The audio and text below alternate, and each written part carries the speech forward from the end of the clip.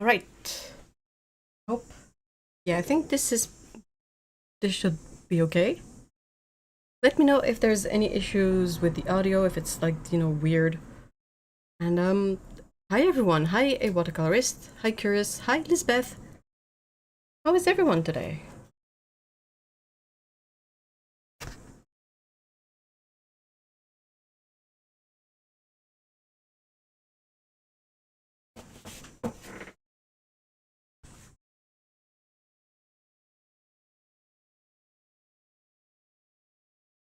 I hope you guys have snacks and hydration, and don't forget to take your meds, and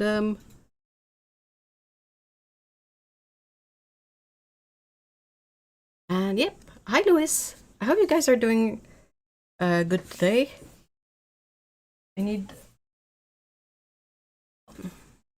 not my favorite thing to do, but I don't enjoy putting moisturizer on my hands before working with watercolor, but sometimes you have to. Doing okay, Ev. Hope you're also doing good. I'm okay. I have a delicious matcha latte.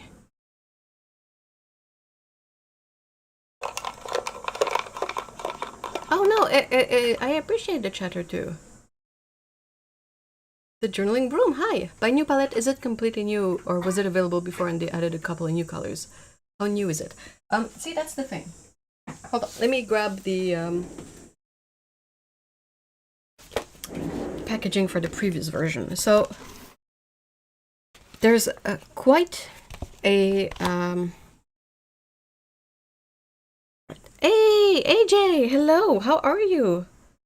How are things? Has it calmed a little bit? Calm down, possibly. Okay, so this was the original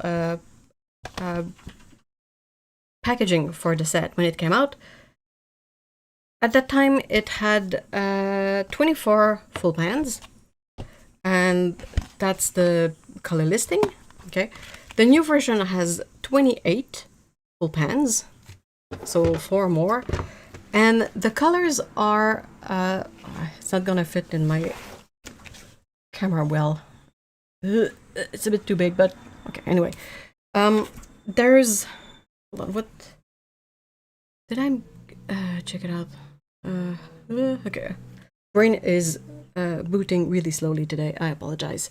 But yeah, so there are some colors in common, but not that many, if I remember well. Let me check it out. So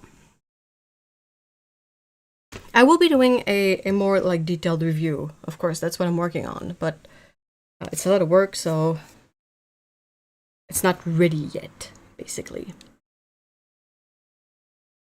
Trashy Trash Pandas, hello! Lana! Hey! And everyone has tea. Yeah, the drink, not the gossip. Alright, sorry. So the yellow is not the same.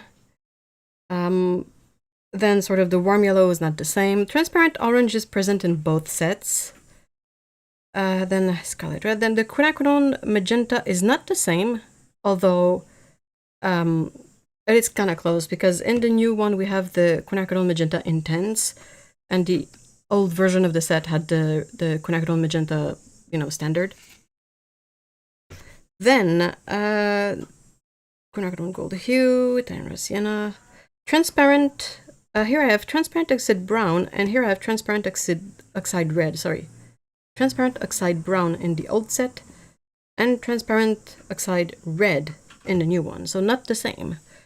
Indian red is present in both. Here I have benzimidazole brown. That's not in the old set.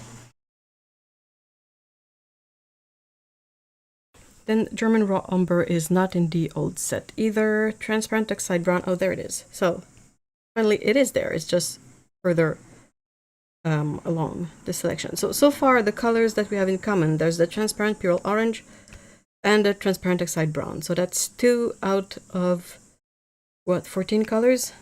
That's half the set. Now the other half of the set. So the phthalo blue-green shade is present in both.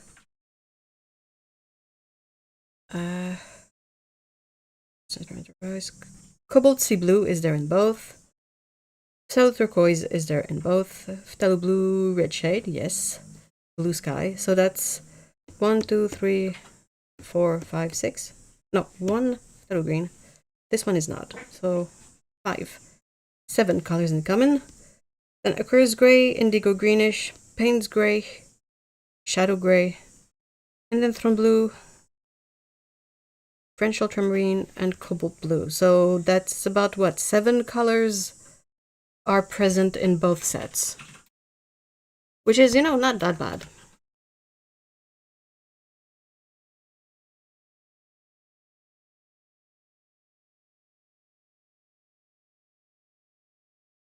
Yeah, the drink, it's the best when watching. It's the best always.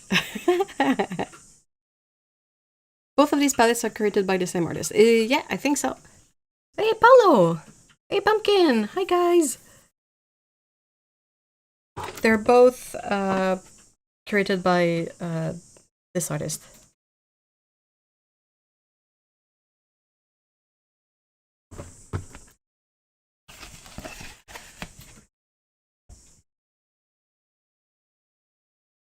I cannot pronounce that name. I will try, but it's something like Andrzej Gosik. It says painter, illustrator, graphic designer, designer of many watercolor postage stamps for the Polish Post, book illustrations and packaging. His painting works includes landscape, portraits, and architectural interiors. The second great area of painting is surrealism, full of levitating objects, balloons, and women, with the addition of rich ornaments. Hey, Sassy Britches! Hello! Hi, everyone!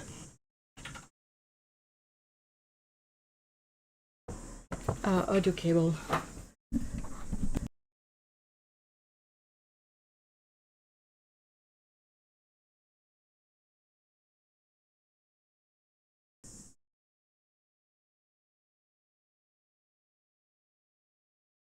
Okay, let's see if it's any better now.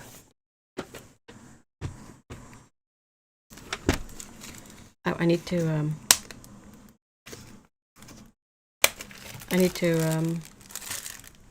keep talking so you can see. Sorry. Wow. I got distracted because Curious mentioned the cicadas in the background. They're quite loud. And I was trying to hear them. But it's sort of a bad tinnitus day, so I think all I can hear is the tinnitus, basically.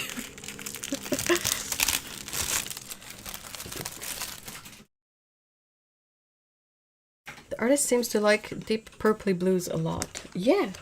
If you compare the artwork, what I do, like this contrast of a bit of warm color and then a lot of cool colors. Okay, so if this is anything like the botanical set, it's gonna be snug, and I'm gonna have to fight with it to get the sleeve out. Gotta try not to get a paper cut. Ooh, I still want new paints, but for now I have to live with what I own. Yeah. You have to use it up a little bit, right?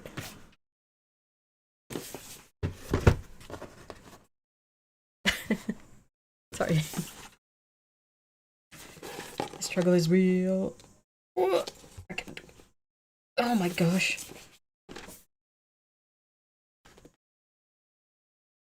Yeah, I don't know. Hold on. Give me a sec.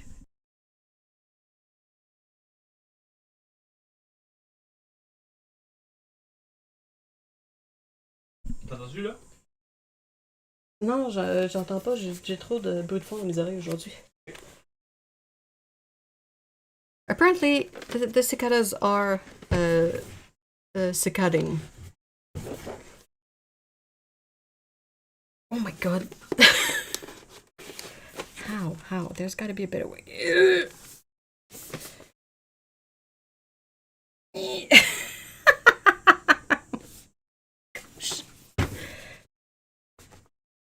Oh my. I don't want to have to cut it.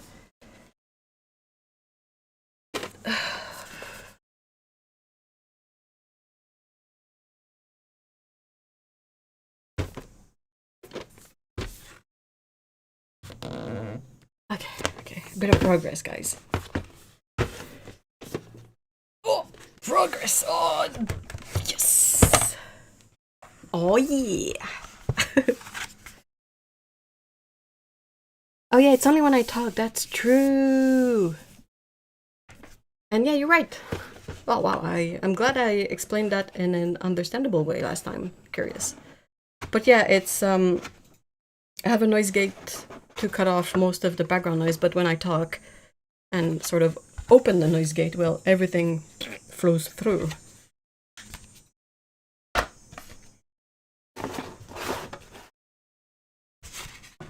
Oh.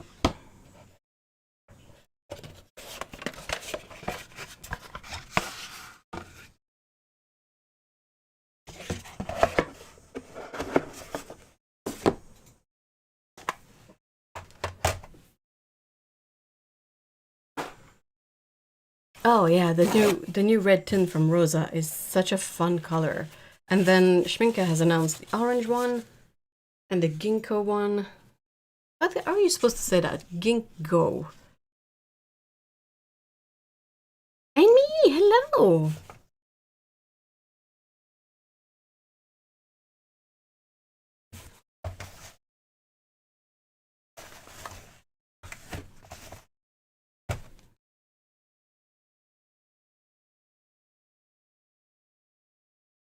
Keep telling myself, okay, the low buy starts now, and then later that day I find something else I can resist because of sale or special deal or Discord or something.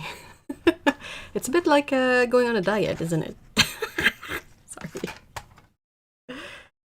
Oh, I want to eat it. I know, not literally, but you guys know what I mean.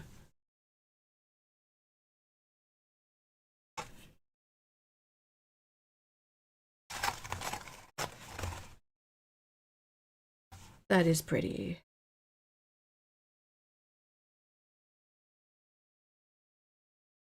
No, I think they're perhaps a little bit less loud. It's less warm today, so they're probably a bit more quiet than they were on Thursday.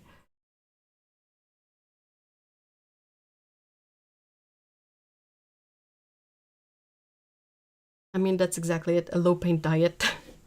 It's so difficult because you're like, oh, I need to get on a diet, and then like something you really wanted to get is back. Am I not live? Okay, cool. Catch up with the... Is it blurry?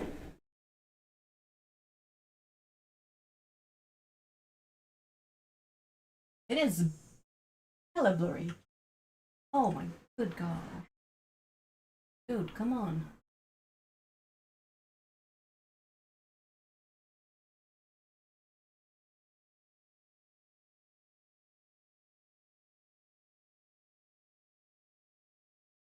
Okay, hopefully that's a bit better.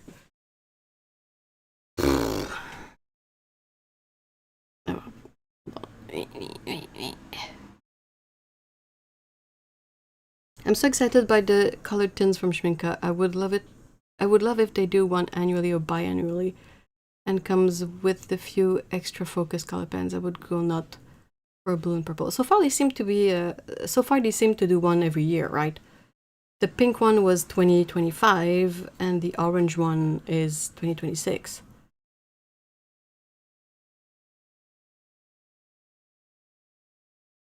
My low buy month starts mid-September again. Did good for a few months, but now I needed some replacement and new polychromos. Also excited about the palette, the plastic palette. Oh yeah, absolutely. Also want those fancy, colorful Da Vinci brushes. Sorry, mint, lavender, and pink ones. Where? Hi, Hessa. Yeah, sorry, it was blurry.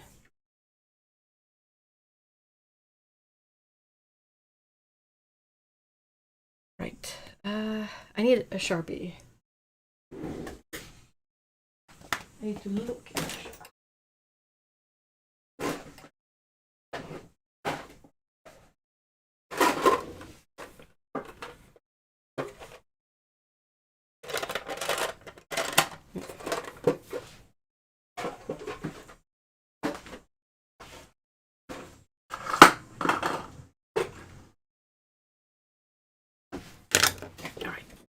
we're in business.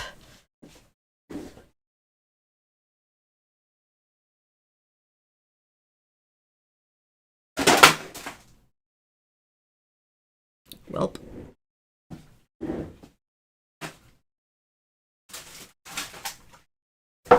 Alright, sorry about that. Gravity 1. Okay.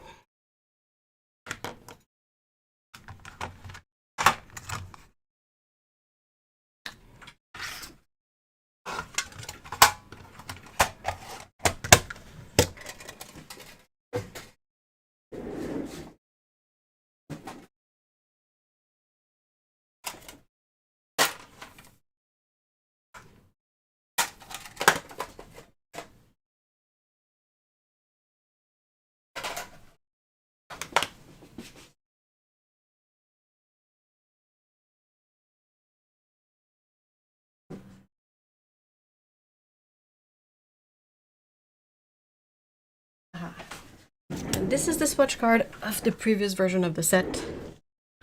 So I'll keep that around and we can possibly compare both.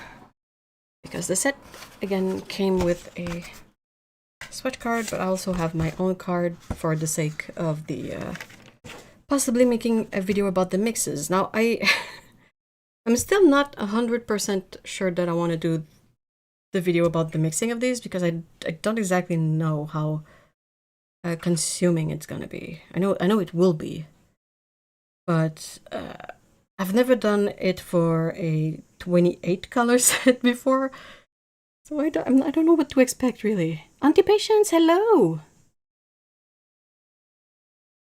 I do know that lavender and pink ones are available in Ukraine. Plus I own one of the Kagalovska brushes, totally love it. Ooh. I actually prefer the lilac one because it's based on the shorter bristle Casaneo, rather than the pink-orange ones being based on the longer bristled Colineo. The quill brush from RS with white bristles. Ooh. Ooh. Okay. Brush, I have water.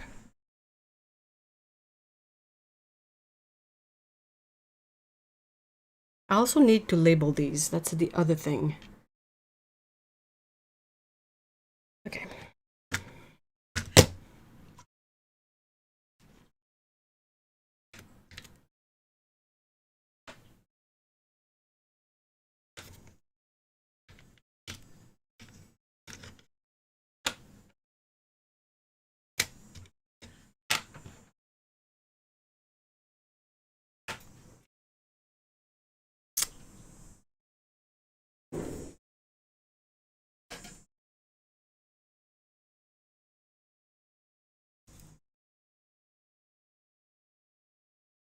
Please someone correct me if they have a different understanding. I don't know where the term came from. When you did the botanical set mixing video, how did you decide how much of each paint to use when doing a mix swatch? Someone asked me in the comment, and I explained it there, but I will explain it again, no problem. So, there's no, it's not like a, it's not a science, let's just say. I just try to go for what to me looks like the visual 50-50 point. I don't mix like equal parts of the two paints because with the colors that are more strong, that have a stronger tinting strength, they overpower the other color if I put them like equal amounts. So what I try to do is I try to mix it in a way where we can tell that there's the two colors in there, but not one of them as the upper hand. Like it's not leaning towards one color more than the other. Now I don't always necessarily do a great job at it. I try, but I mean it's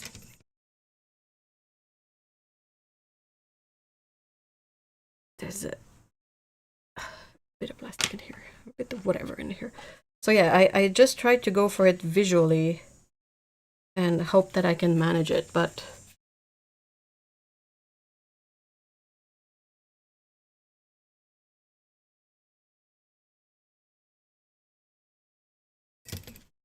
That's why I like to do sometimes the kind of more thorough mixing of two colors, like starting from one color and going in slow increments of the other color in the mix, so you get a full gradation and you can see all the variants of a mix. But yeah, for these mixing sheets, I really try to just find the sort of the visual middle ground, as opposed to the technical middle ground when mixing the paints. An example I gave in the comment reply that I wrote is like if you were mixing Potter's Pink with a phthalo blue.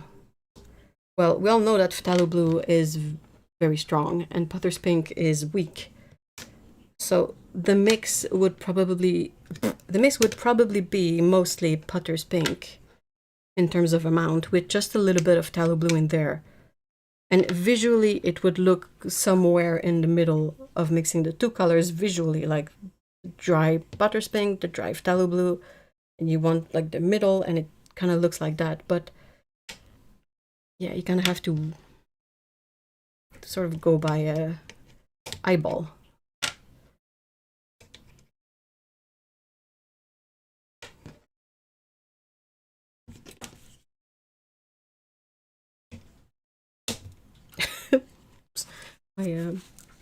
My screwdriver went straight in the paint. It was not the intent of this.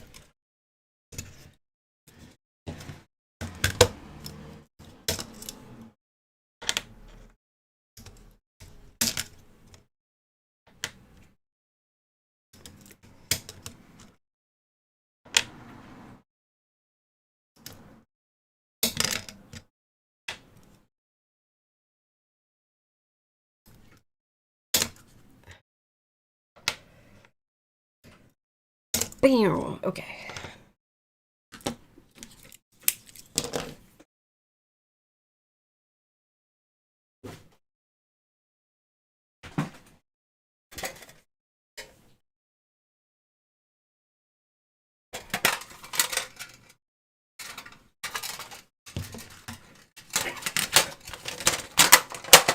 For the people who have watched the video I did about the botanical set, I have a question for you guys.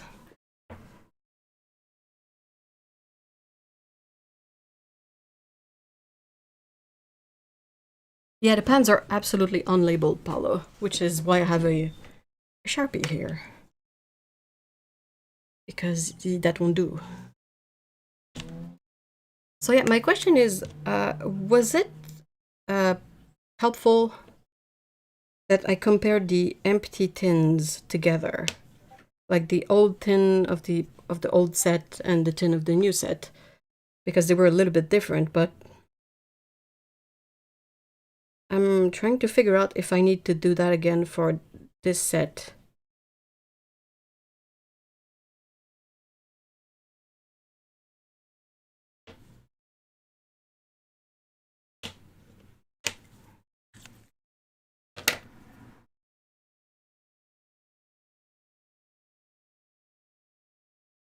Yes, definitely helpful. Okay. So I'll do it again then.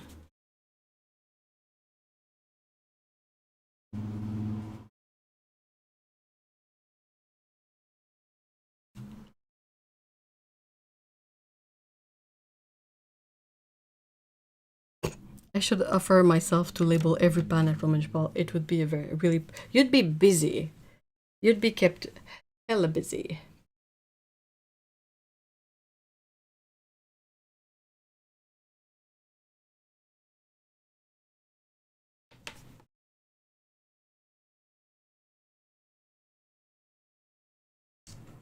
I hope you guys can see. So this is Hansa Yellow Light. It is pigment Y3, PY3. It is a pretty neutral yellow.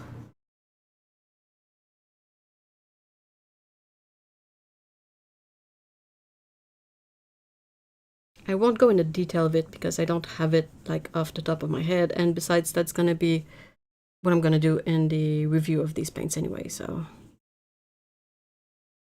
I'll be able to be a bit more instructive in there.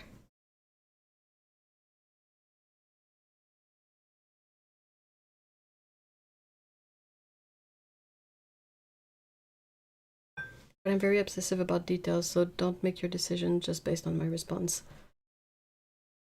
I think you're a little bit overqualified. They should make tiny sticker labels.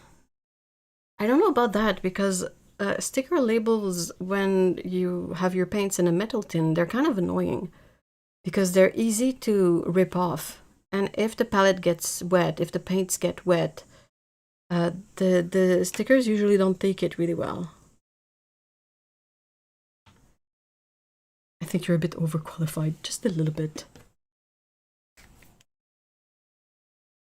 I think they should have the number of the paint, but I guess it's way too much for that. Yeah, I'm not entirely sure how this works, but I think it might possibly make the paints more expensive if they have to be labeled by a machine.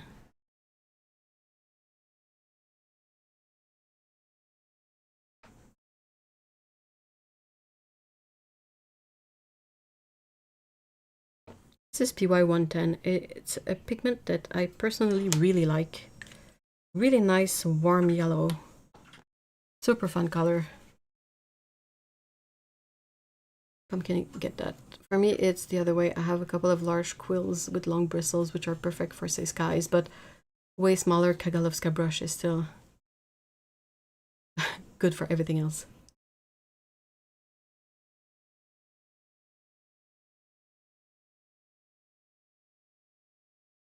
The Kagalovska brush is, it's a bit like, it looks a lot like the pink and the orange brush, so it's a quill with white bristles. It is synthetic, and the name Kagalovska is based on the, it's the name of the artist on which, on whose preferences the brushes are designed.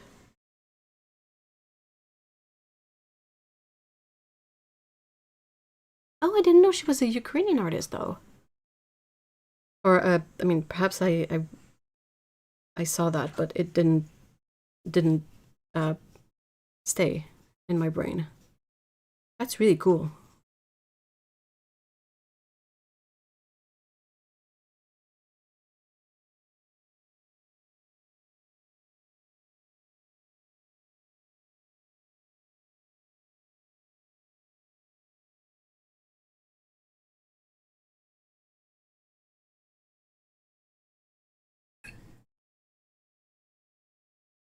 These don't look, the color doesn't look right on my screen, but it's a really nice, bright, warm orange, like yellow-orange color.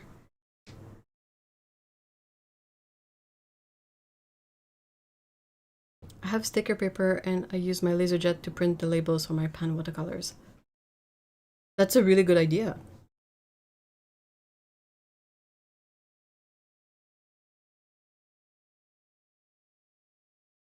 It's a softer Casaneo quill with slightly longer bristles, and they're white. Casaneo, like the Casaneo brushes are not white usually, right? I saw this UV printer the other day that is supposedly prints on any surface. Huh. Is fashion portraitist mostly. Ooh. Wow. Ah, next one is one of my favorite colors. One of my favorite pigments, I would say. It is PO71. That's transparent pyrrole orange.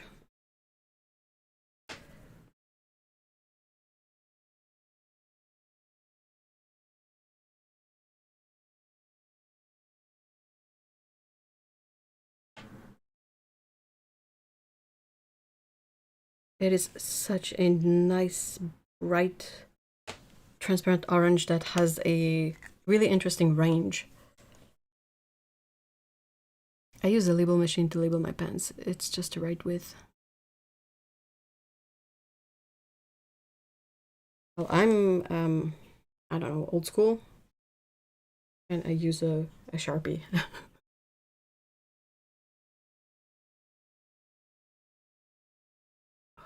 It's gonna be so nice. That's such a nice orange color.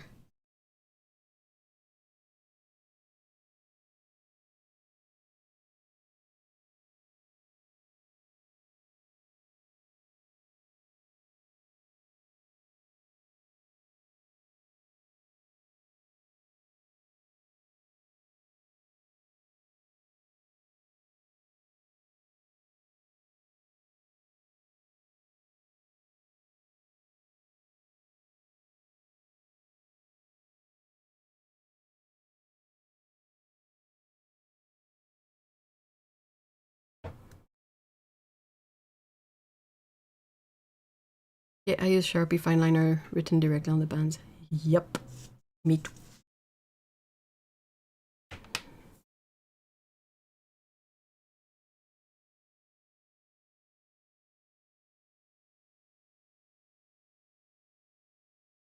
Next one is Scarlet Red Pigment.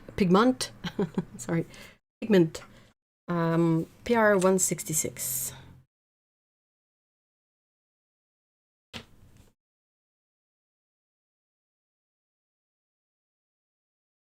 Ooh, love me some Purell Orange. Yeah, you have two of them. The transparent one and the other one, like the sort of regular one.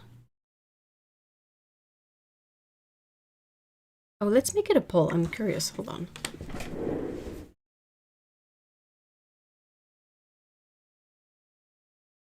Oh, also. Poll.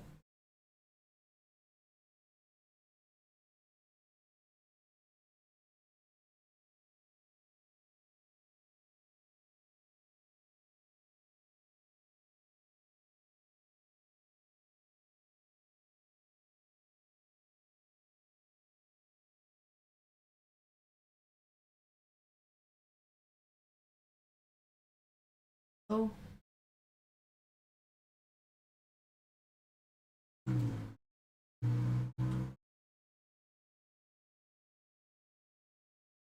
Oh yeah. Oh my gosh, I got Arctic journals. Hey. Oh yeah. I remembered that I have a I have this thing that I can gift memberships. Neither, I mean, PL 107 is not a Purell Orange, so it doesn't count. You cannot pick what is not a Purell Orange for a question about Purell Orange, right?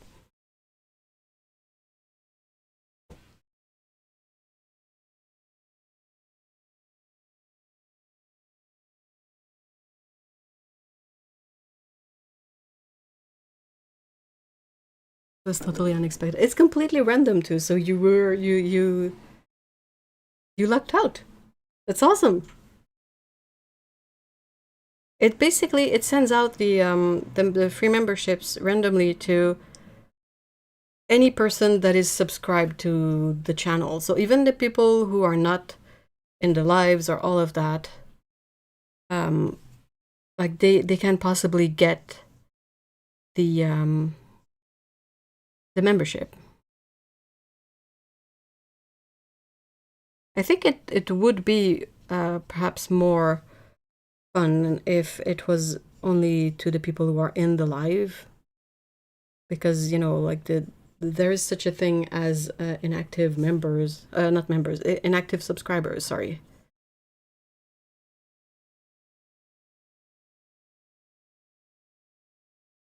But I'm glad that for once it caught someone that is actually active and part of the community.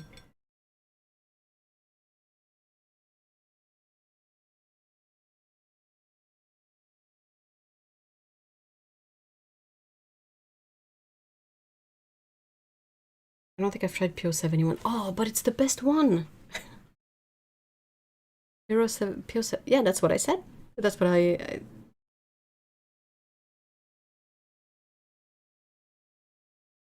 had to look up both pigments. I would have to say I don't really like either, unless it's the one by Holbein. I like when orange is yellowy. There.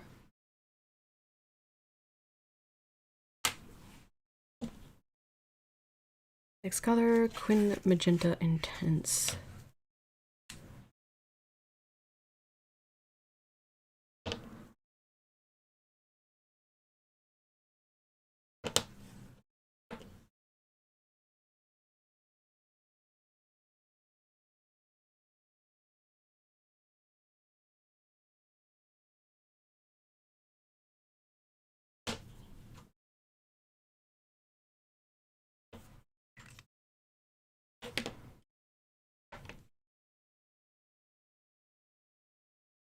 Maybe the function is partly meant to bring inactive people back to your channel. Does it notify them when they win? I don't know. I've never gotten one.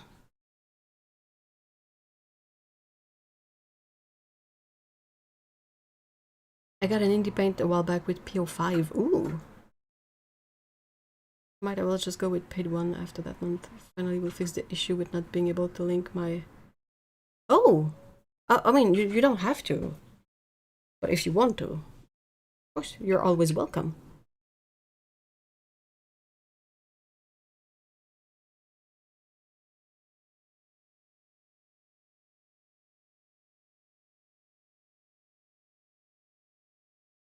Beautiful magenta color. So far, this is a really lovely, like, rainbow, basically. Like a really nice gradation of color. From one hue to the next.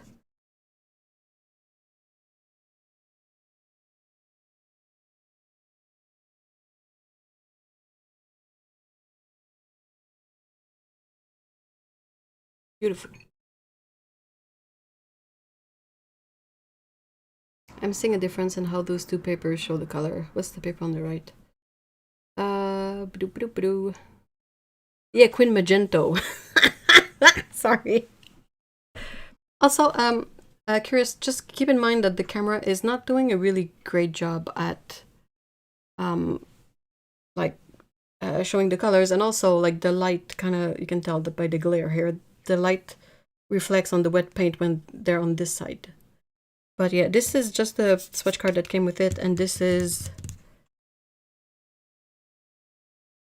I think this is Canson XL.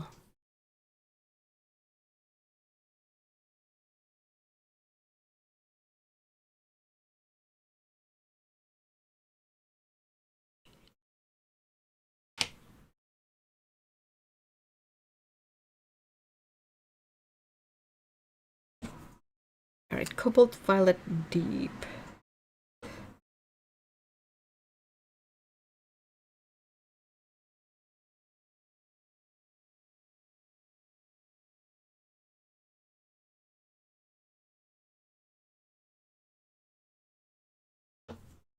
So it always cracks me up when I happen upon this color because its number is 44.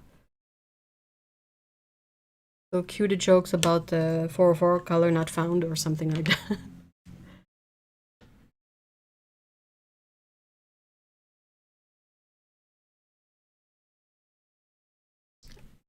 Yeah, I think that's possibly just it, Paulo. Like, it's a difference between one language and another. I'm more it's more about the saying it right. Because it's really tempting to say pie roll, but apparently that's not how you say that. It is pie roll.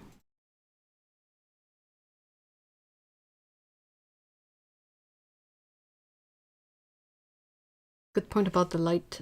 The PO71 looks so much more intense and almost textured on the right side. Yeah, you're right. It kind of does. I think the swatch paper has a bit more texture than the chart here, so I think that's why.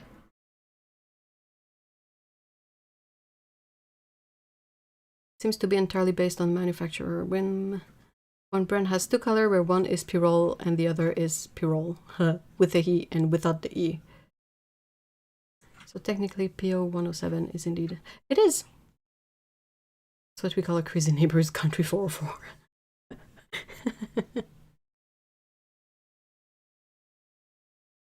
Oh, what the heck? I'm getting an ad. And it's just a bunch of ladies in shorts, and I'm not really interested in seeing a bunch of crutches like that.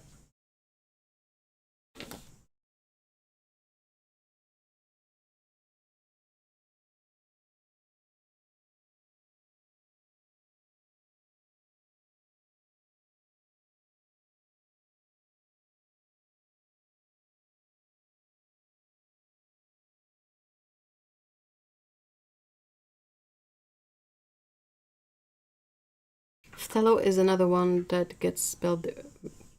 I don't think I've ever seen it spelled other than like that, though.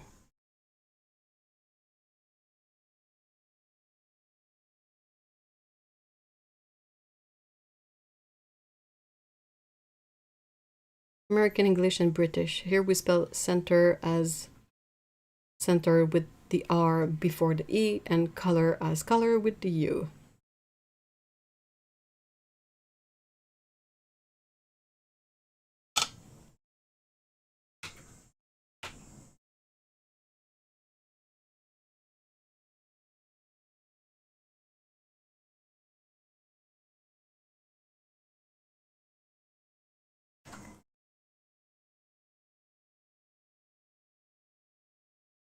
Well, I think the brand that shall not be named uses Purell.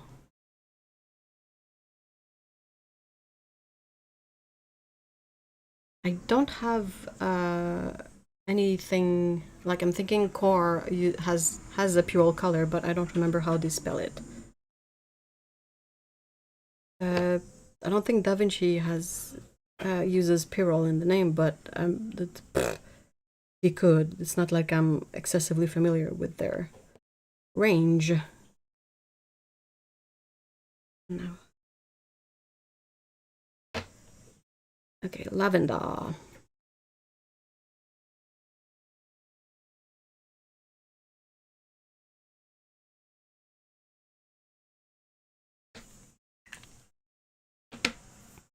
Corey uses the E. Okay. And I think Graham does too.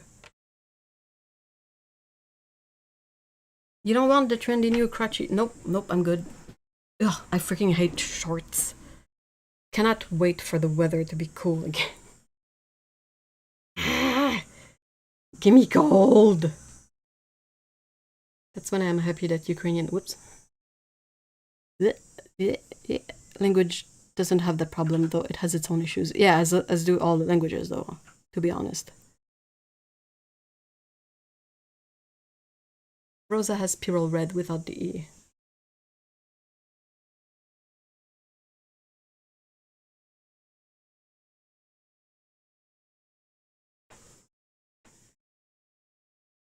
Yes, Core writes it correctly, which which doesn't surprise you. It's the it was someone working at Core that corrected me on the way to pronounce it ages ago. They had left a comment on one of my videos saying that it's not P-roll, it is it's not pie-roll, it is P-roll. Yeah.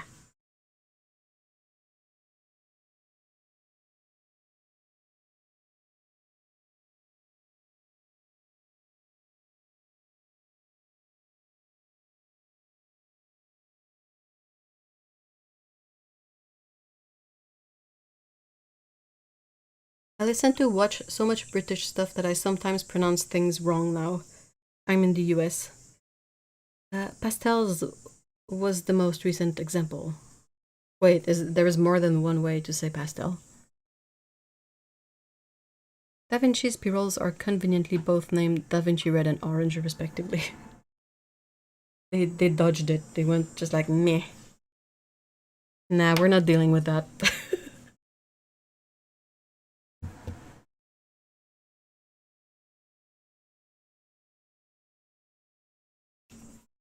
Funny how some accents can be derived from the media we consume. Seriously.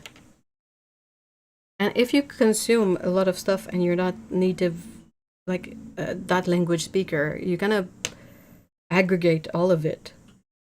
And it makes a really weird hodgepodge of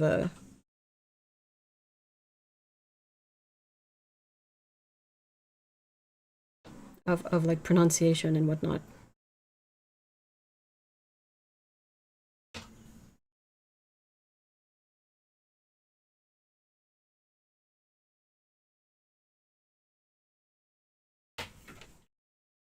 Pastel. Oh, and pastel, I guess. Pastel? It's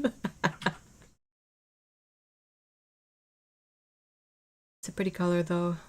Which one? Which one? Which one? The Purell Red. I think that would track. Oh, I need to drink something. Also with the emphasis on the first syllable versus the second in the American pronunciation. Pastel and pastel.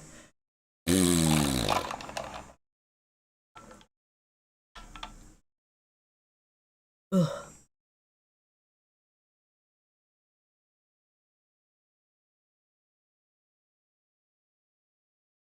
Hydrate, take your meds, pet your cats and dogs, drink some water, go to the bathroom, have a snack. There was a small study where children who watched Bluey adopted the Aussie accent. That's adorable! Oh, Purell Red by Rosa. I tend to write it on all my pens. Yeah, me too.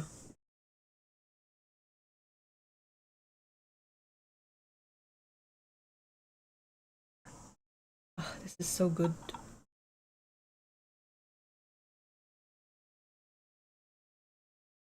I mean, me too. Team Bingo? What?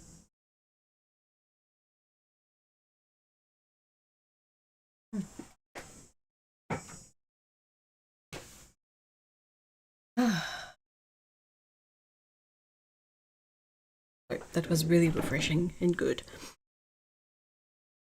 Hydrate, snack, meds, bathroom, stretch, breathe. Oh, stretch, that's a good one.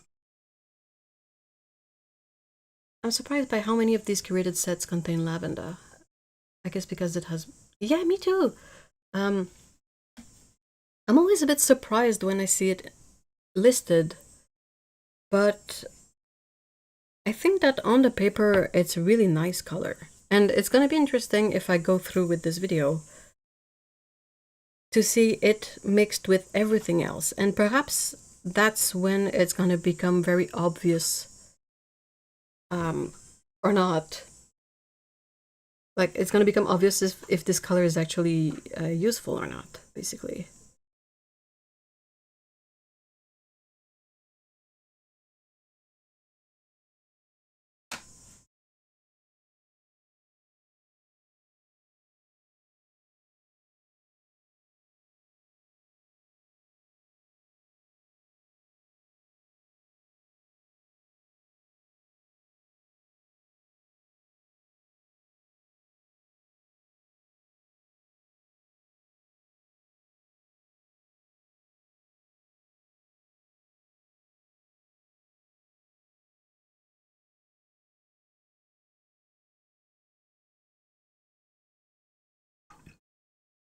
I spend my workday sitting, but then I spend most of my weekends sitting on my home computer.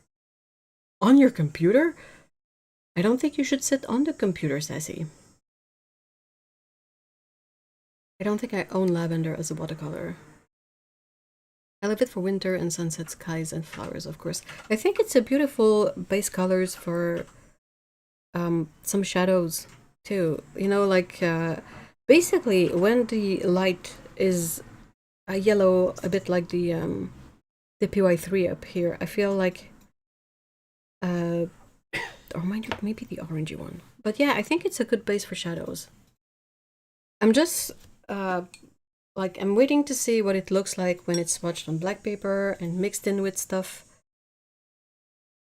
Because I don't know, like, I know it has white in it and it's the first color listed, but I don't know what's the level of interference that the color has when you paint with it. Like the white, is it strong enough to kind of reverberate to other colors with mixes. There's like a, it was like greasy bit on this pan. Sorry.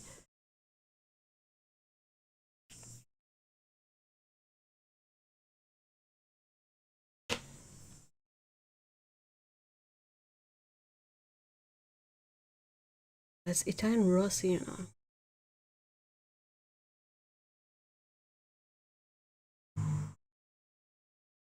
Funny, the pans, I think being in the tin, it kind of ate a little bit of the plastic. So that's why when I try to write sometimes I look like someone who,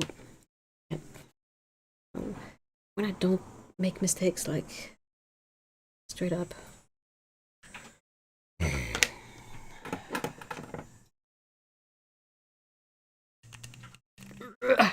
Sorry.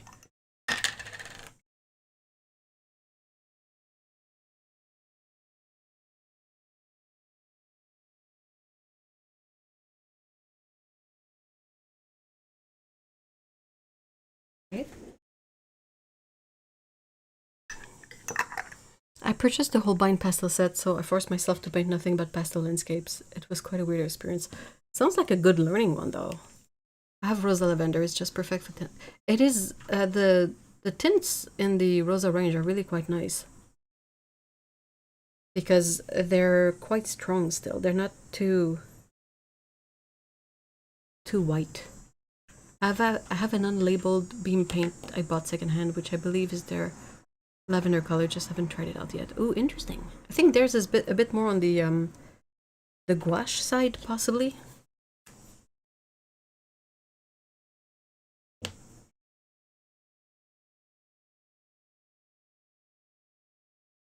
So I do have to say I prefer Holbein's Verditor over lavender. I use it more. Yeah, you have a gradation there. You have the Holbein has lilac, lavender, and then Verditor blue, and they're kind of a gradation from a more reddish purple to a more blue purple. Yeah, I'm really curious to see it mix. I trust it must be useful. It has to be, right?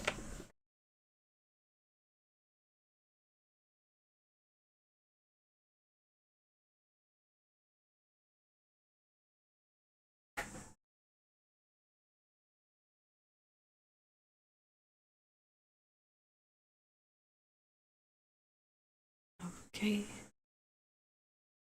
Also, that shell pink, yeah, it is pretty. Rosa's lavender. Look, the lavender, the coral, and the mint. And I think the royal blue.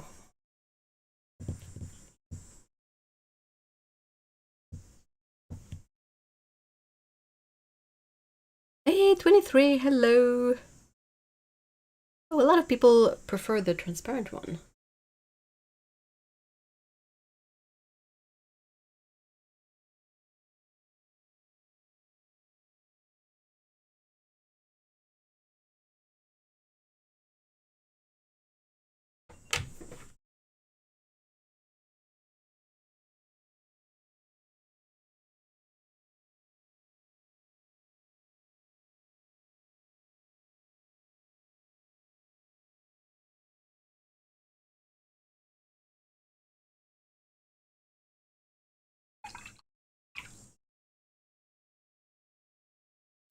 I forgot my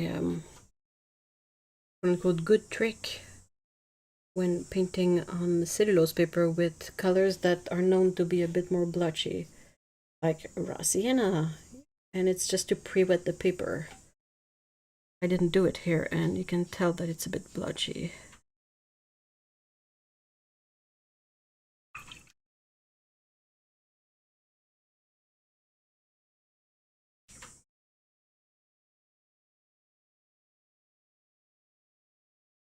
Oh, pale lilac and pink, that's true. I like a more blue lavender like this one. The other color that people call lavender tracks as more wisteria for me.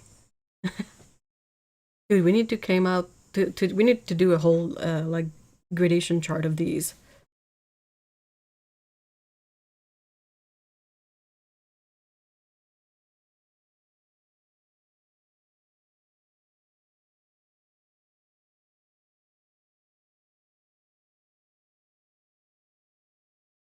Why is the lavender almost blue color in that spot? What do you mean?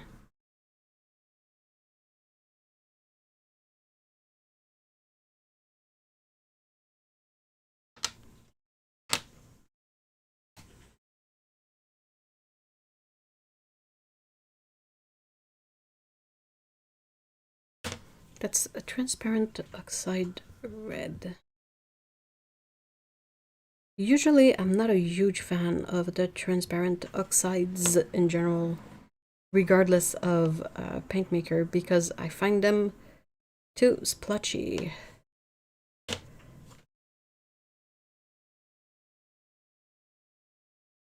There is a bit of a oily.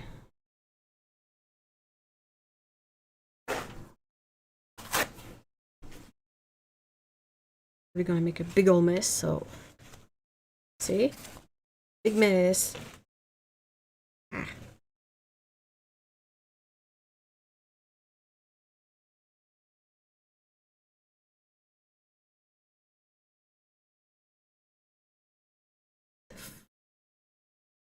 I need to wipe these before I write on them. About the previously labeled ones.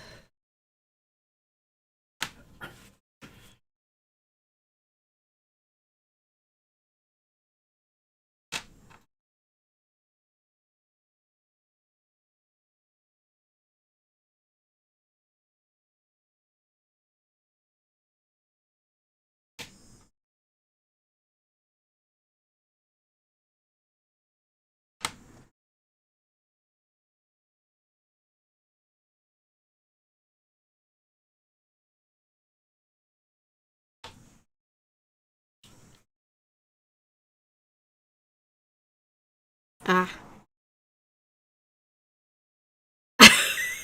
Sorry.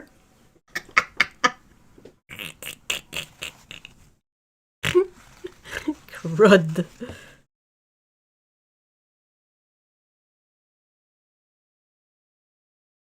Makes them smudgy. Blech. Okay.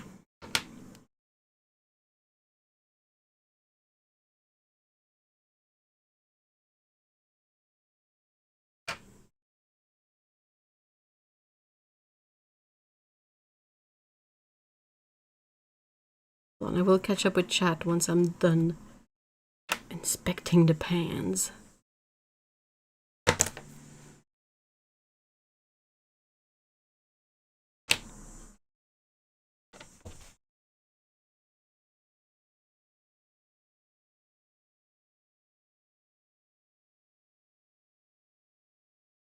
It is imperative that you stick your finger in the paint whenever rearranging a palette. It's a rite of passage, seriously. 4-4 has been found, it's on F's finger. Good one. Very good one.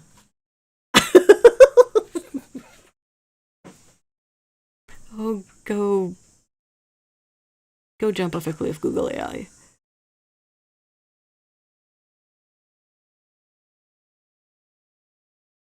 It's also funny that the color lavender... Eh.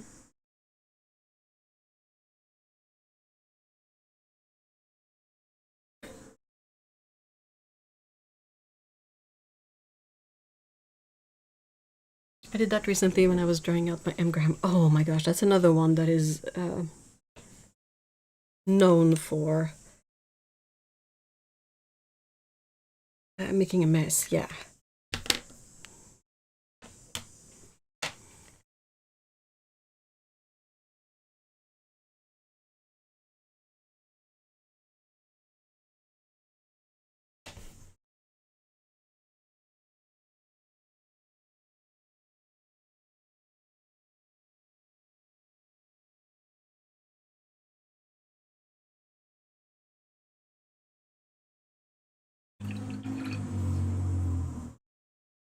I will pre-wet my cellulose paper first.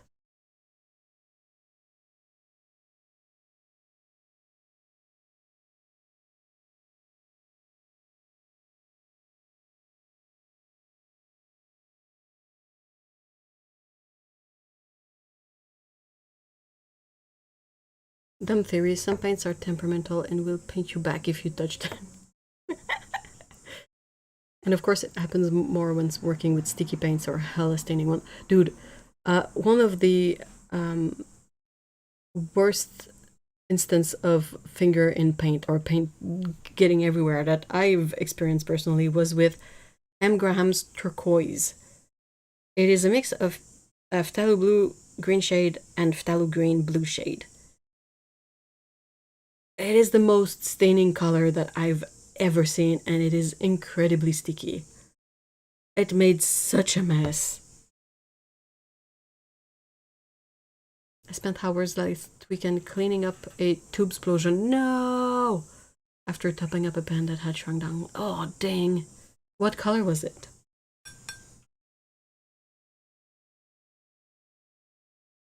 Okay, so what I'm gonna do is grab this. I'm grabbing paint aprons. Dude, you need a whole hazmat suit. That's made out of like parchment paper or something non-stick. Silicone or whatnot. And you need to work in an environment that's like at just above freezing point.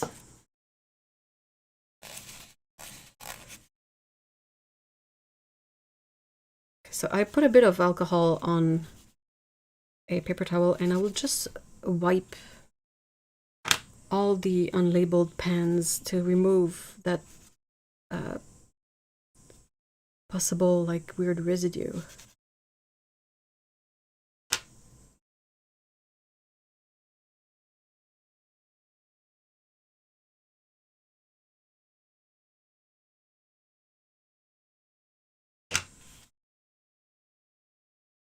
Aprons, you say? Yep. Trying to dry me? Good luck with that. Maybe freeze me and I'll consider it. Even then. It's just gonna be hard because it's frozen. Okay, gotta confess, polychromos are quickly becoming my second favorite after Derwent drawing. And I didn't like them at first. And they're the least... Ooh! Ooh, that's awesome! That's the best part. The fact that they're the least expensive. I made a mistake of my phthalo blue tube being stuck. Now my pajama trousers have a permanent blue stain. Well, you know, you could put the blue all over them and then you'd have blue pajama trousers. Speaking of hazmat suit, I saw some art painted on Tyvek. What's Tyvek? Is that a common thing? I don't know. Isaro's Boreal Blue. I think Isaro paints have some kind of components in their binder that has off-gas issues. Because it's the second time a tube of theirs looks swollen and then doesn't stop emitting paint. Yeah, like pressure build up in it.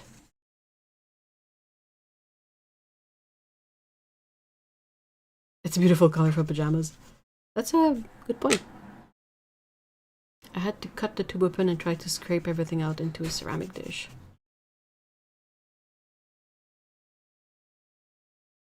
Just imagine tiny little aprons tied on my paints. No, we need the aprons, not the paint. Yeah, like $2 per pencil. That's really good. They're not that kind of price here. They're still some of the most like affordable ones, but I think it's a tie between Prismacolor Premier and that Polychromos.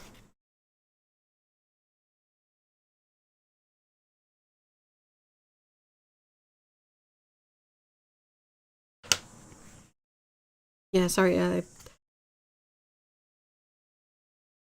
just gonna get all that done in one go.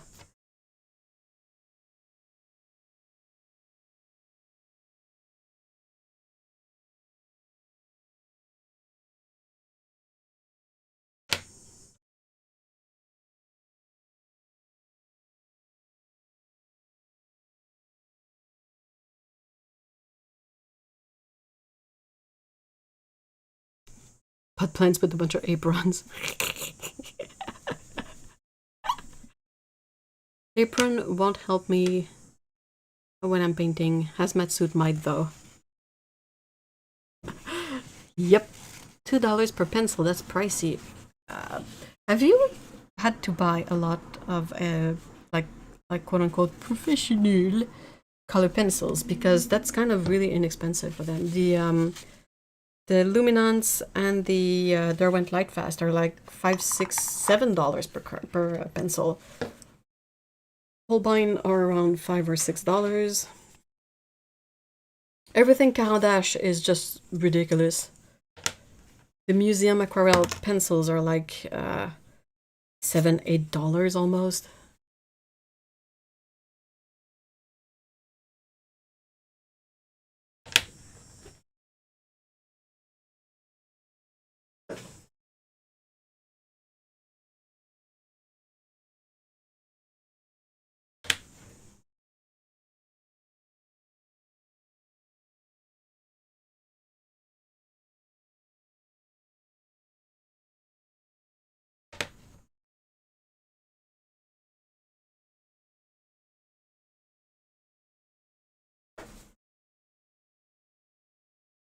Okay.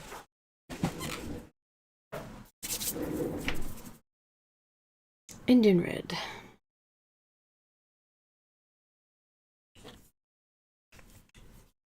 Caturdays is ludicrously pricey. Yep. And I'm still mad about how the Luminance pencils are designed. What are you mad about?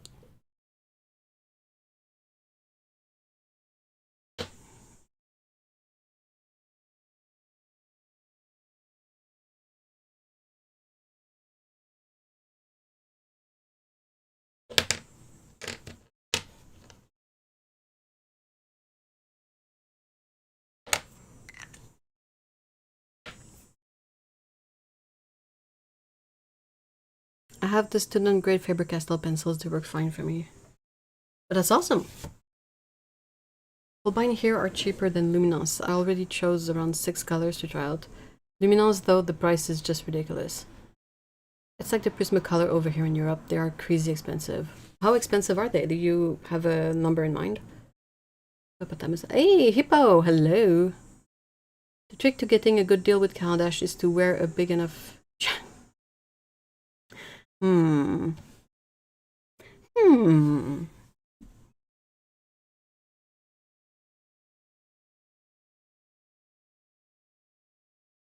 God I am not a color pencil god or markers guy.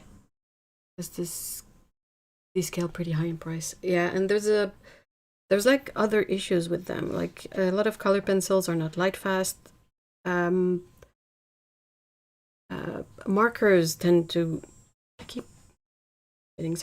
Markers tend to not be very light fast either.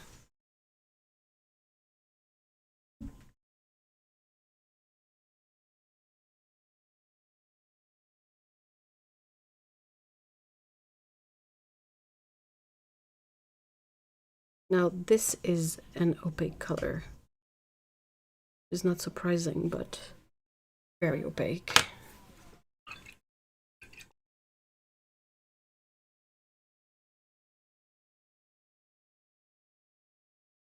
Okay, may I please have good vibes from everyone? I'm going to open up the Cricut app again. Yep, alright. Come on, Cricut. The fact that the pencil barrel is whitewashed. And the color name is printed in an unreadably narrow white font crosswise to the barrel length, which is just stupid. I could have bought 9 polychromos for the money I paid for 3 luminance. Ugh. I have Prismacolors and honestly haven't used them enough to justify the purchase. I'm kidding, legally. Allegedly, you know. Yeah, over here Prismacolor is they keep increasing in price, but it's about $3 per pencil. But you can find deals on them sometimes.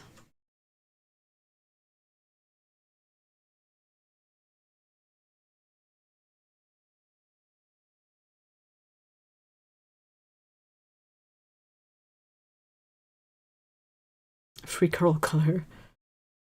May the SVG spirits be good this time. Yeah, fingers crossed. Hey, Melissa!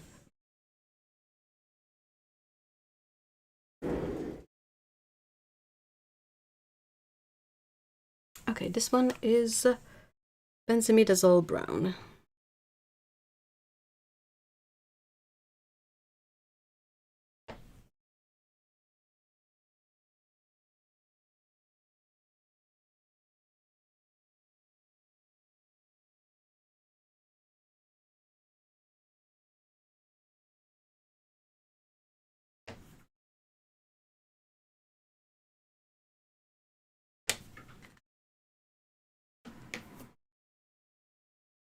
Color pencils were my gateway drug.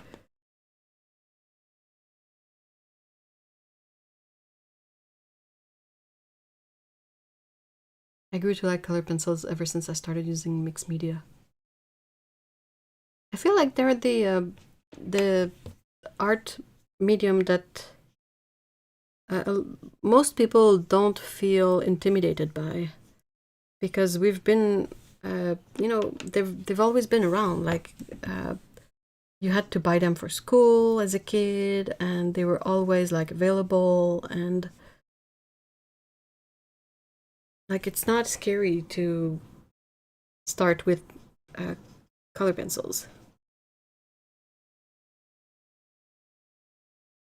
And then once you've started and you can identify what you like and don't like, it's kind of easier to go back and figure out which medium you might like. Cutting fabric. What are you gonna sew onto patients?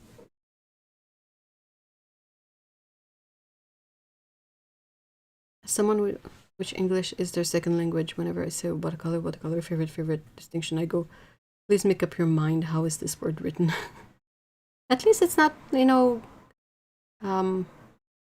like a huge difference. You can still understand it. I often just go with the one that autocorrect will let me use without the squiggly red line. It's so much fun to combine them with watercolor, neocolors, and gouache. Never mind, 2 pumpkin. Now I never use them, and they're just taking up shelf space. Oh no. Polychromos go fantastic with gouache. I like coral. I also like orange much more, and don't want my only bright orange in the set to vanish without a warning. Yeah, markers will do that. Hey, Phils, hi. Hello. Did I ask last time? I tend to call you Phils, but is it like it's Phil's art, so I should call you Phil, right?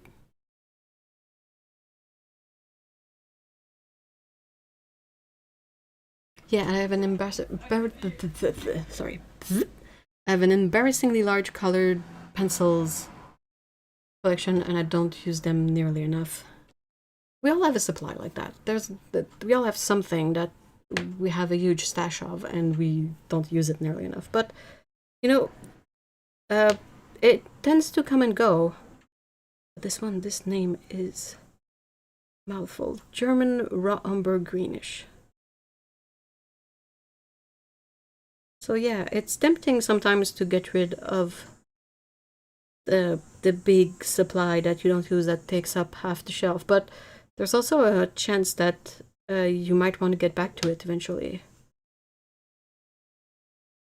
I find it really hard to determine what to keep and what to, you know, rehome. Meryl, hello! Hot air balloon fest. Oh, that sounds cool. A quilted boxy bag for my son to pack his oh, that's lovely. That's such a good idea. I find I use them more often now that I use watercolors. Oh, interesting. Yeah, they work well together, right? The color pencils and the watercolor. Depends on where you live. Australia is mostly British colonies, so most our English is the British English. All my homies love mixed media. It's Phil. Okay, cool. Cool. I'll try to be better with it. Must be nice to have homies. Where are your homies, Paolo? My main issue with color pencils is the fact that I'm I'm kind of too used to the ability of watercolor to provide a perfectly covering layer of color. And color pencils, they tend to really act with the texture of the paper you use.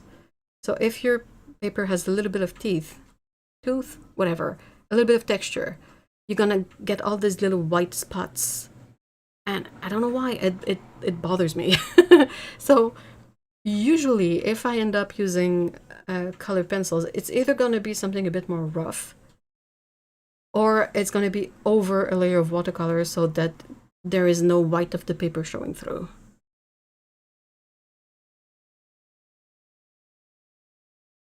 I bet the balloons were getting plenty of lift today with the temperatures.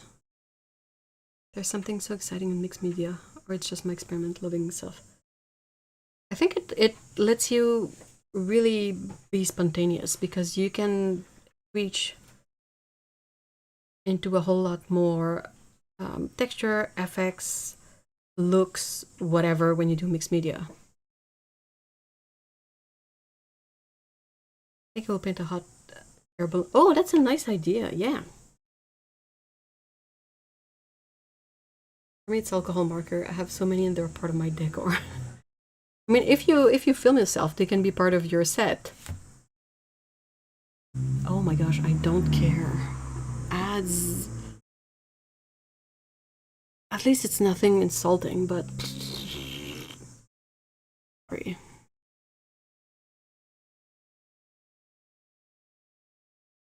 You totally have homies here. See?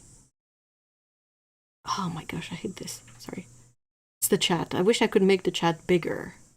I probably could, but you know, let me figure it out eventually. Burnishing would resolve the texture thing, right? But that's not fun. Like, it becomes tedious. And I know you can use like Gamsol or Holbein has a thing called melts that will like basically blend out the. It's not. You lose the spontaneity of everything you do if you have to like work it out like that.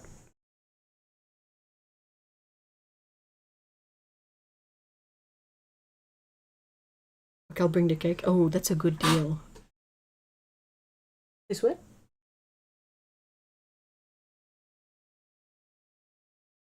Yeah, the creative freedom of it. Exactly.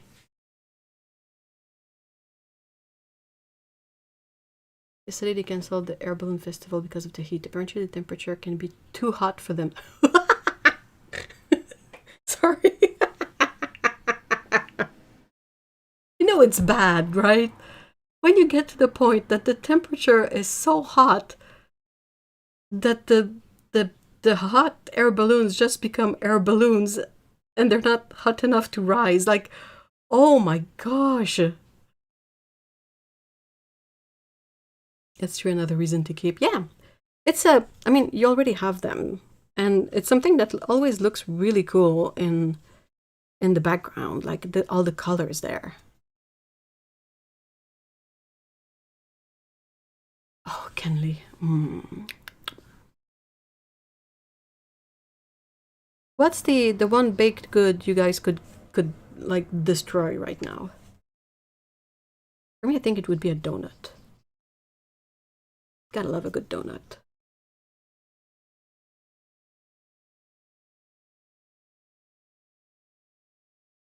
I'm afraid of Gamsol because I'm convinced it would smell bad.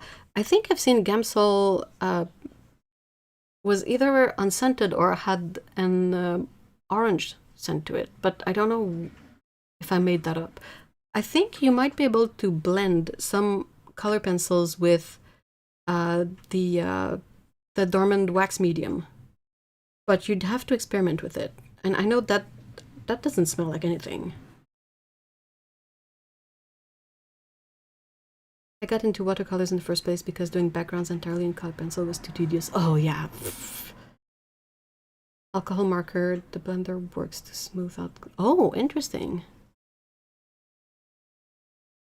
We will all die in this heat. No escape by balloon anymore.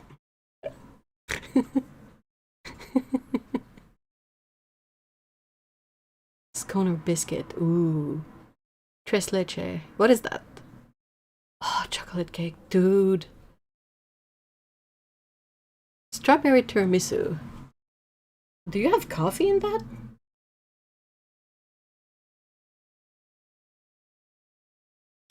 If you have wax medium already, Arten, well, curious, I would definitely try it.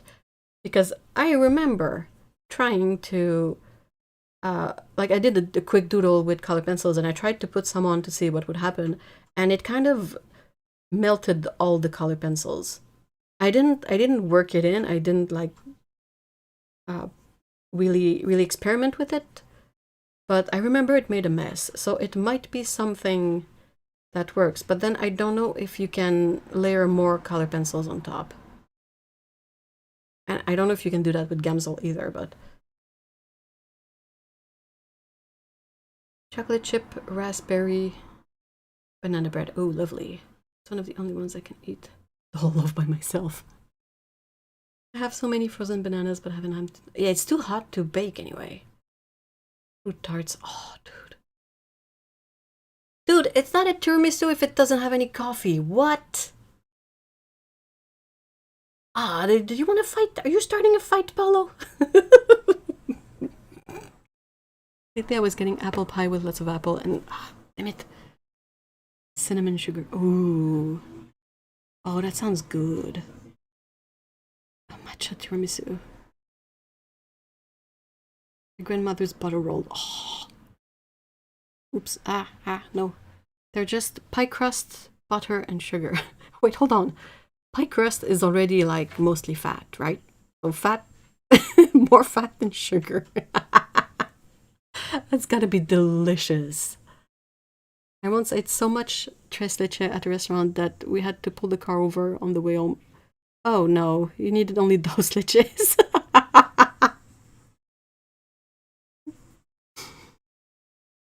Bli punit. Oh non, ça va. Trop cute. Ah, dang it, sorry.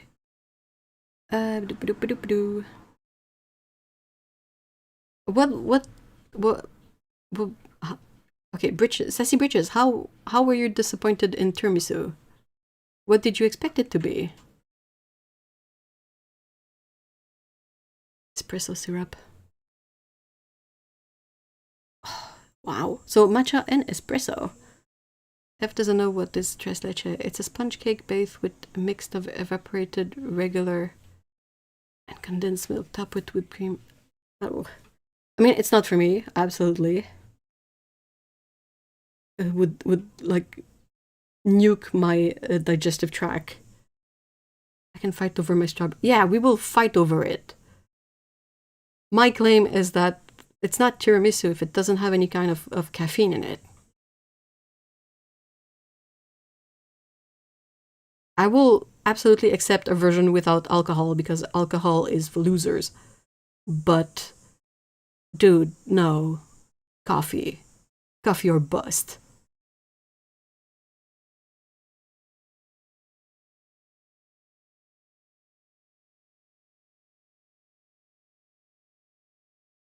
And you can serve it to kids, although I would prefer not to. Yeah, I mean, screw kids. They don't deserve the good cake.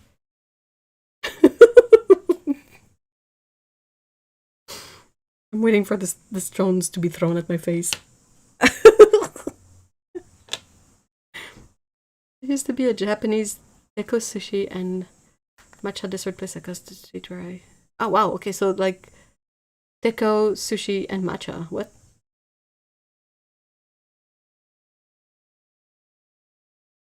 I get so confused sometimes because biscuits in Australia's are cookies for you guys, while our biscuits are scones.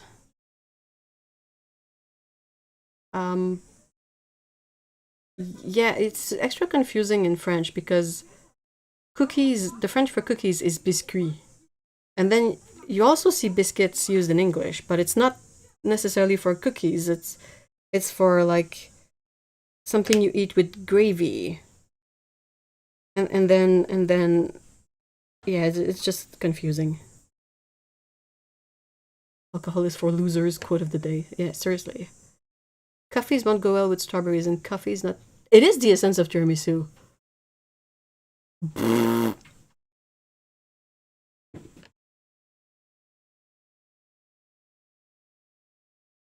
I truly don't know what defines a tiramisu, but at least it's mascarpone. Like, I kind of want to throw things when I see tiramisu made only with whipping cream.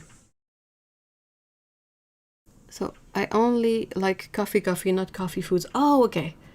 I hate coffee in food forms. So you wouldn't like coffee crisp. Noted. I thought tiramisu looked like it would be cinnamony. Was very, very wrong. Yeah.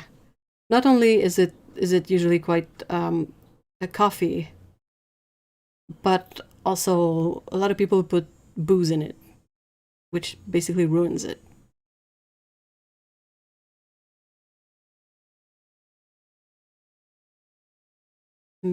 List of your quotes. Proper biscuits. Oh my gosh.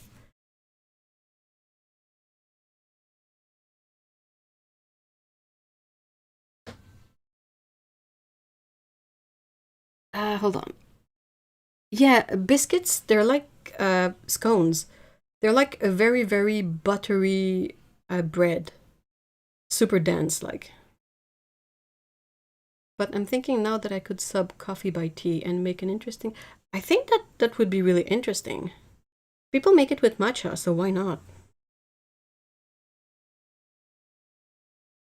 You could get something really flavorful by using something like white tea with your strawberries. Like, I feel like the lightness of the tea wouldn't be too overpowering for the strawberries.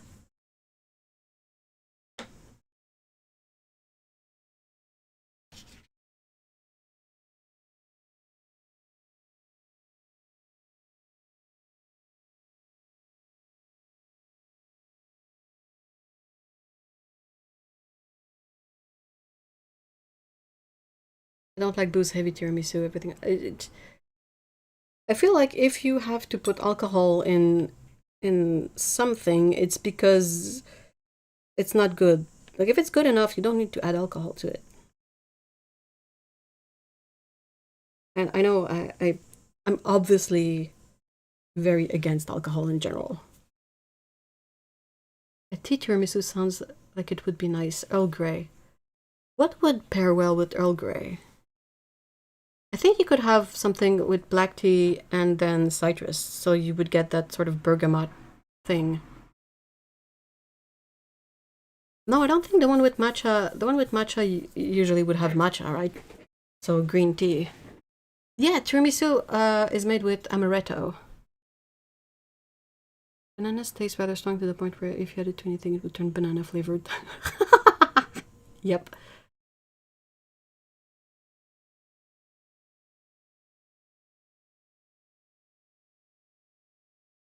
No, matcha and coffee don't go together.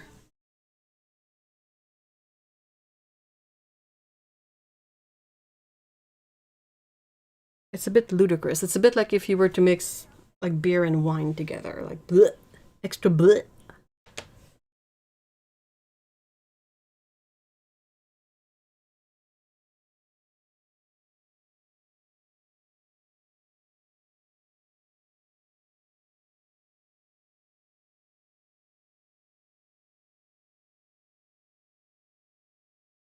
No, I want a croissant.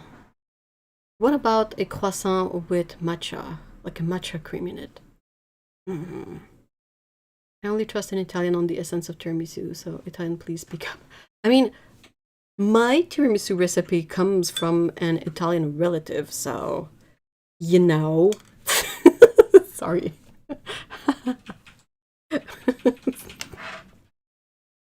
I'm having fun. Oh, almond croissant. Matcha tiramisu doesn't need coffee because the matcha is already the bitter main flavor. Coffee would fight for the. You just green tea and coffee. It just doesn't work together either. Can I have something with peaches and white tea, which is a good mix, and vanilla too.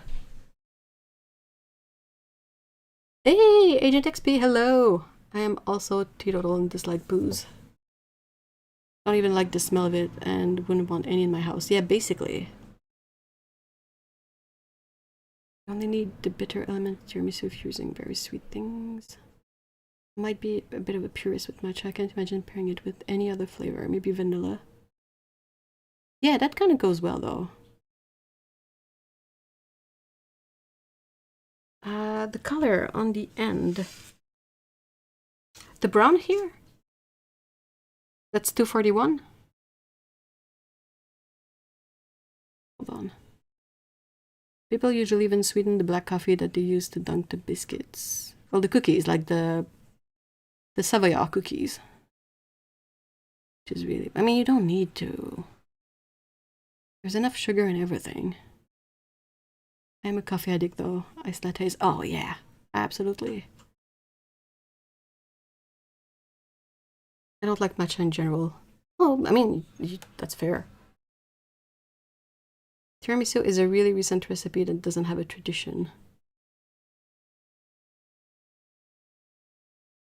Well, it has a tradition in my Italian relative, in my really distant Italian relatives. I'm messing around. That's the transparent oxide brown. It is PR 101 and color 241. Please stop talking about food. Why? You're getting angry. Just espresso with orange juice and ice cream. That's such a peculiar mix. Oh, ice. Okay. That's a bit better. Because I was like, that's gonna curdle like there's no tomorrow.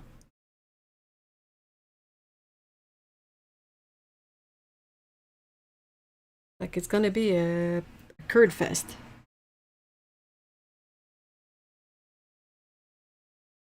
Like cheese curds.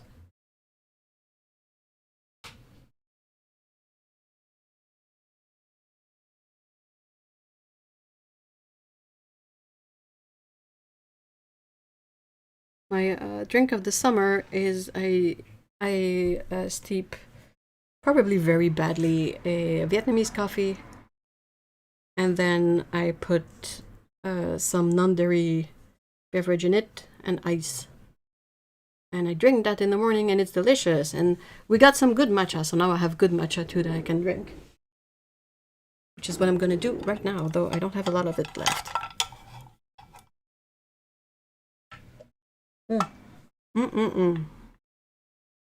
That's good. Another taste of this summer for me is peach iced tea. Dude, share. Please share. I love peaches. Before the summer ends, I need to make the strawberry watermelon lemon mint. What? Dude, those all sound amazing.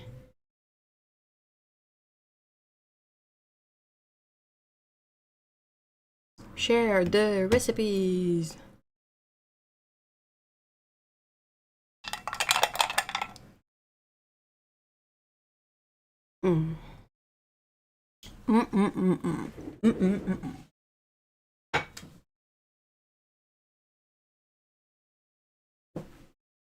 With ice cream, I prefer frappe only.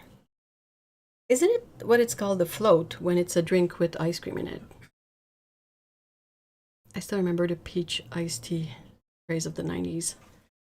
Peaches are so good. So freaking good. But it's so hard to catch them when they're good around here.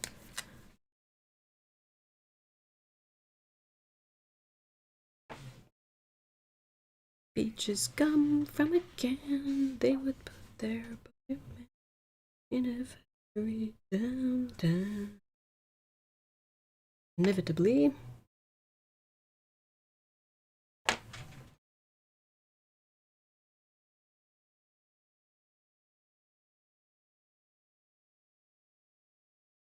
my god. Go away. Go away, Google. Ooh, lemonade. Oh, I have a bajillion lemons. I should do like something. Over here, you couldn't go anywhere without seeing people drinking peach iced tea. I mean, there's worse, isn't there? I don't think I've had a flavored iced tea that isn't good, have y'all? But I'm just not familiar a lot with iced tea. Unless it's the tea is already pre-flavored. I knew this song was coming. It's not the first time, right? Every time we mention peaches, it just pops in my head, of course. I will share recipes one of these days on Discord. Yes, please. Where are you peaches running away? I love peaches, but they're not good. Like most of the time they're like imported and kind of yucky. But when you get them, the local ones in season, they're amazing.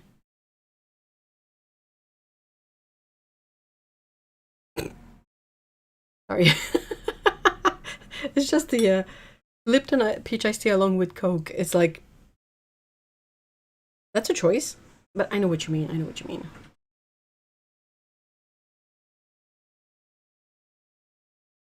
It was really interesting to see how, you know, Twinings tea is so much better in Europe than it is here.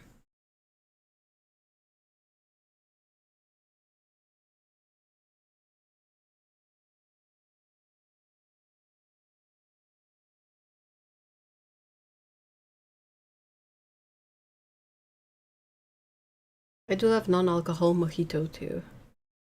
Sparkly water, lime and mint, and ice, of course. Yeah. Yeah, that's like a limeade, a sparkly limeade. Reminds me that I should make some peaches. Yeah, absolutely. Peaches for you, peaches for me, peaches for your cow.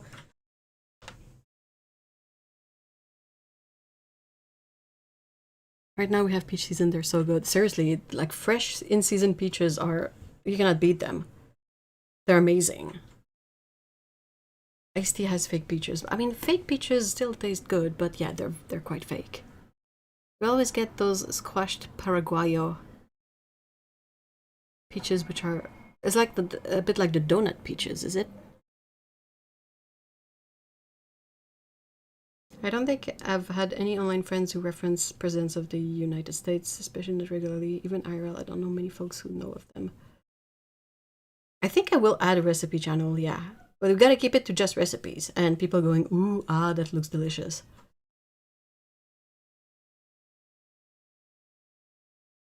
Tried the canned peaches with, yeah, it is very sweet. You can get them with juice sometime, which is a little bit less sweet, but the ones in syrup, they're definitely quite sweet. I was trying to do a running refrigerator joke with running peaches. Okay. I think it's just that I don't have the context to get it, but sure. Peach is such a weird fruit because when I go to the store, it's rotten or not there, and even when they come in, they come is like 3 USD for 1 unit, which might not seem, but locally, it's, yeah. I mean, it's too expensive. Oh, another poll: are you guys peaches, team peaches or team nectarines?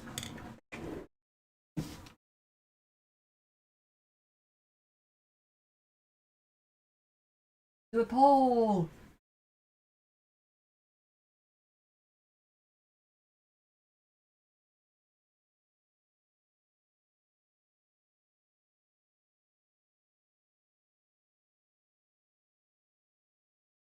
Ah.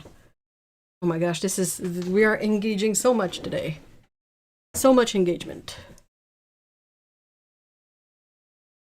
Ooh, plums are good. It's basically, the question is like, fuzzy or not fuzzy? That's basically what the question is. I'm a bit peculiar about my stone fruits, and that I absolutely hate biting into them. Like, it's just, it doesn't work. Just does not. I will cut them up and remove the pit, and preferably the bit of flesh around the pit. And that's perfectly fine, but biting into them, it makes me like instantly sick. I don't know why.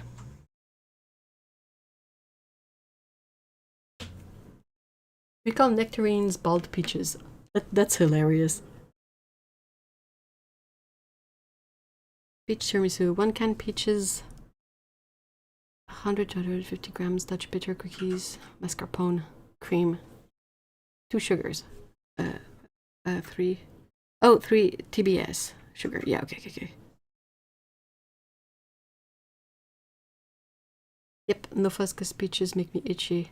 See, I don't like nectarines because the skin is too thick.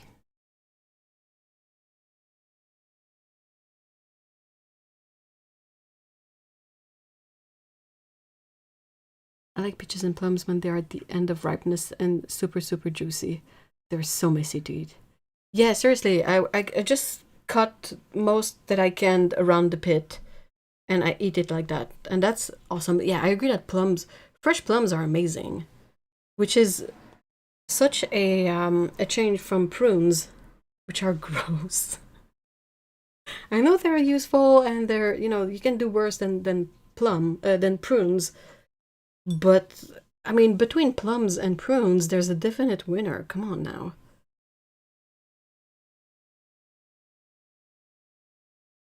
I prefer whatever is ripe and more affordable. Yeah, that's also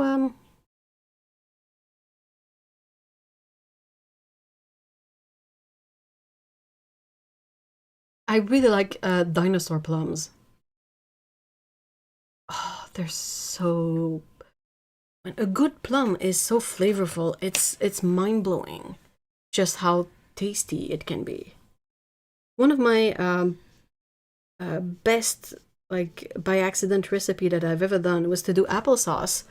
But I had a couple of plums that were a bit too ripe, and I cut them up and I put them with the applesauce. And once everything was cooked, I didn't add any sugar, I didn't add anything else, and I just blended it all together. And it was absolutely incredible.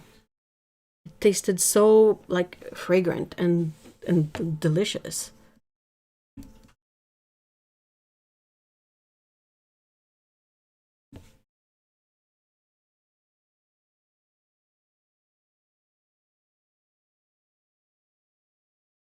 Do you guys hide velvet, sweat, or microfiber? Um, Not particularly, but like the microfiber cleaning cloth bother me because they catch in my dry skin, which is like Velcro, and it's not a really fun sensory experience, I gotta say. I love kiwis too. I just eat them out of the skin now with a spoon and try to save the juice inside the skin. And then you have a little drink like whip. I need a sugar apple tree. Ooh. A kiwi fuzz does literally make me itchy.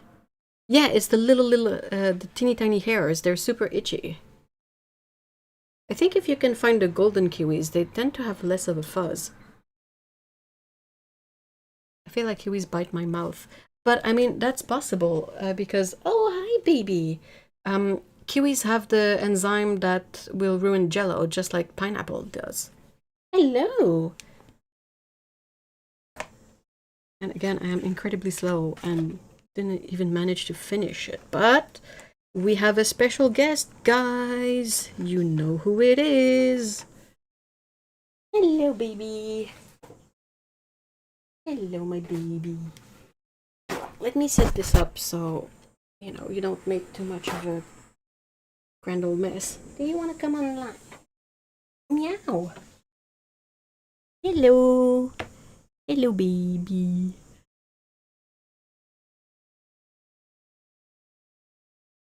Oh, she's happy.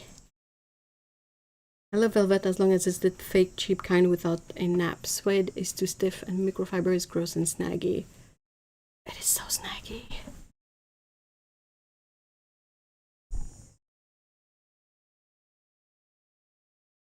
Oh.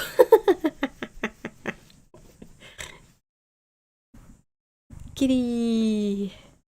It was her time. She came to see her chat besties. Yeah, she came to see you guys.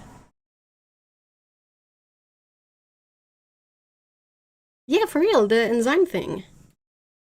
If you make jello with real kiwi or real pineapple, it's never gonna take because the enzyme in it is gonna mess up with the jello.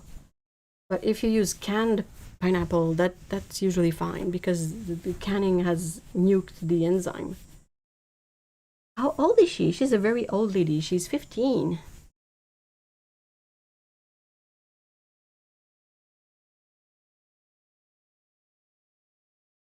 The hippie store in this area sells clothes by Windhorse. What's special about those?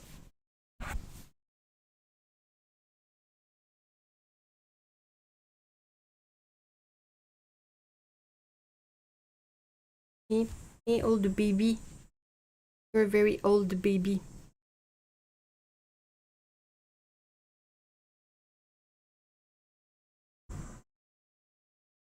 Enjoying the scritches. Dude, we can't see you. Hold on. Okay. Camera on the move. There you go. It's a baby girl.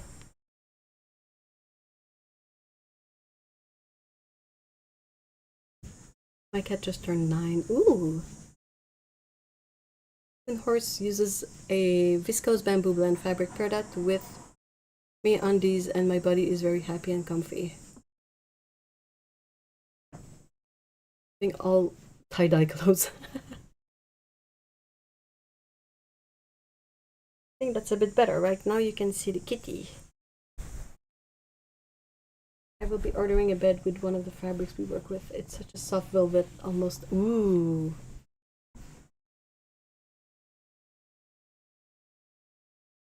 It was her birthday yesterday. Happy birthday, kitty.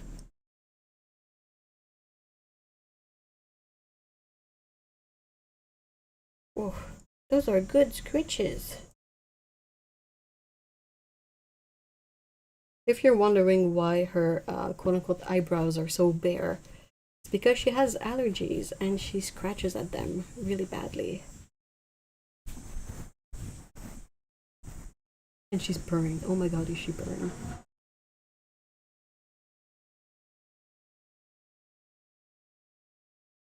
Got to upload the pics of the new purse. Oh yeah, in the puce color. Oh my gosh. Yeah, it's good. You act like you've never gotten any scratches in your life. So you always get scratches.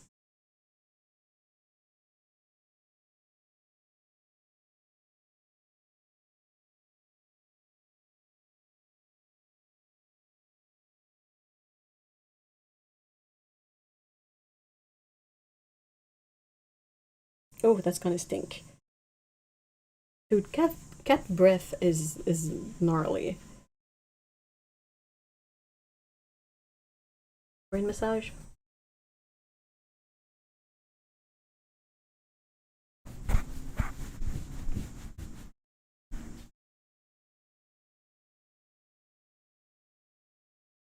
Oh yeah, our allergies are really acting up.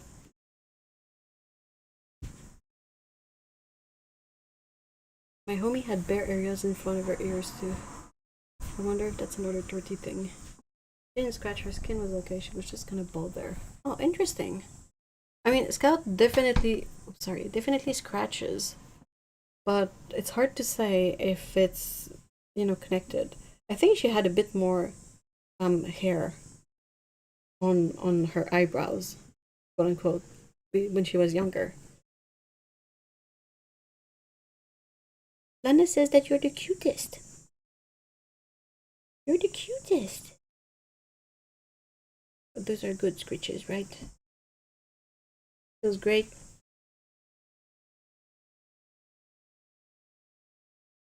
Like she just naturally had thin fur there. There's definitely something, but it's hard to say if it's the like the allergies, just the way she is built, or a mix of everything.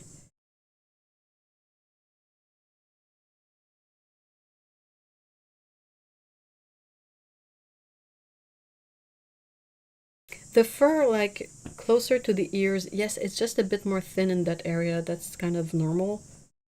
But for her, it's just above, like here, it's above her eyes. She scratches a lot there, and then she has like bumps that she scratches and it makes scabs, and when she scratches the scabs, it rips off the hair as well. So that's how she does it. Really? Oh, that's gonna be smelly as well. Come on, kitty. Blah, blah. Hmm? Oh gosh, that stinks. Yuck! We need to brush your teeth. Big stinky.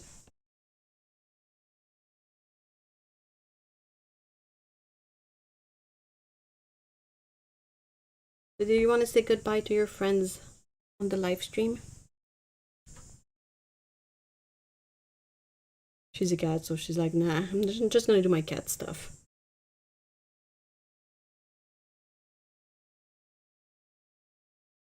Old lady. It's very hard to focus on her because she is such a weird random pattern that camera never quite knows what to put in focus.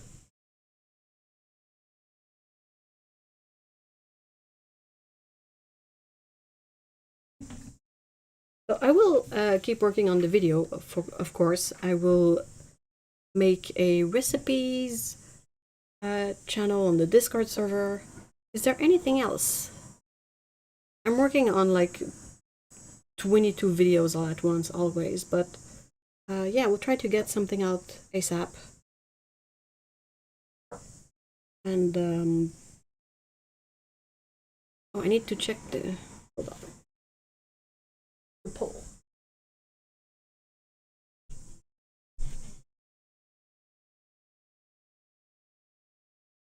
Right. She's an old lady, but still a baby, basically. She's an old baby. But yeah, I will try to get videos out. I need to make more videos happen. Even if it's sometimes easier said than done. But I like it, and I like talking about this stuff with you guys, so that's extra fun. And there's a lot to talk about, but yeah. So I hope you have a good rest of your weekend, and thank you so much for hanging out with me and Scout today. Much appreciated. I will make sure to remove the forbidden water so that she doesn't drink it. And yeah, I guess we will see each other on Thursday. There's the members only live stream, and then next Saturday another public live stream like this one. So yeah, until then, I hope you have a good weekend. Thanks again so much for spending a part of your Saturday with me and my cat. And wish we could do more content. Aw, thank you, Paulo. And yeah, okay, cool. Well, see ya, guys. I can't really say. I can say bye like this. Bye bye.